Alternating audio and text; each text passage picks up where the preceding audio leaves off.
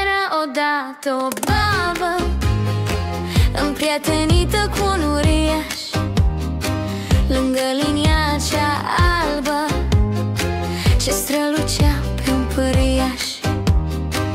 Iubeau cei doi în grabă ce nu le era permis, și visul ei de-o seară îndată fu remis. Pe bicicleta să cârbată, pedale moi de praf, pleca împins de o baterie, mânate cu uriaș, și fu pierdut în sunet, pe veci va fi uitat.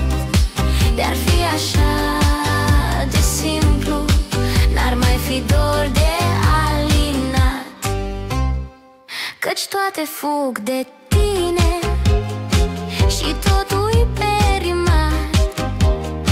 Când până și o amică te lasă la mânzat, pe bicicleta să cârba.